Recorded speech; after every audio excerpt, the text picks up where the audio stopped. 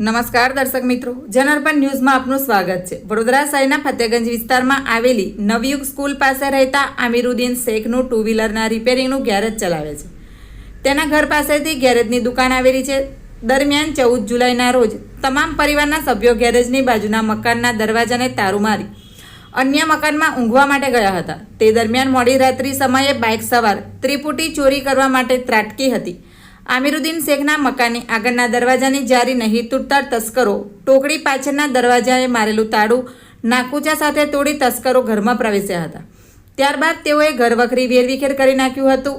તિજોરીમાંથી 4 તોલા સોનાના દાગીના અને રોકડની ચોરી કરીને પલાયન થઈ ગયા હતા।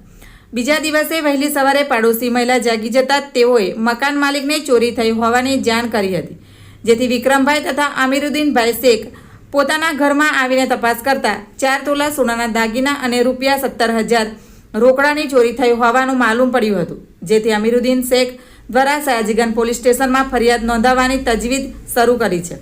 અત્રે ઉલ્લેખનીય છે કે આ વિસ્તારમાં ગત ડિસેમ્બર મહિનામાં પણ આ જ બાઇક સવાર ત્રિપુટીએ એક સાથે 4 મકાનને નિશાની બનાવ્યા હતા, જેમાં આમિરુદ્દીન શેખના મકાનનો સમાવેશ થાય છે, પરંતુ જે તે વખતે 2 મકાનમાંથી 10 તોલા સોના દાગીના અને રોકડ રકમ ચોરી કરવામાં સફળ રહ્યા હતા, પરંતુ આમિરુદ્દીન શેખ તથા અન્ય મકાનમાંથી માલમત્તા હાથમાં આવી ન હોવાનું જાણવા મળ્યું હતું। ત્યારે 6 મહિના બાદ ફરી આ બાઇક સવાર તસ્કરોએ ફતેગંજ વિસ્તારમાં ચોરી કરવા માટે ત્રાટક્યા। સ્થાનિક લોકોમાં ભયનો માહોલ ફેલાયો છે। મોડી રાત્રિના સમયે આ ચોર મકાનોને નિશાન બનાવતા હોય હવે લોકો પોતાનું મકાન બંધ કરીને બહાર જતા પણ ડર અનુભવી રહ્યા છે। Bureau report, જનાર્પણ news.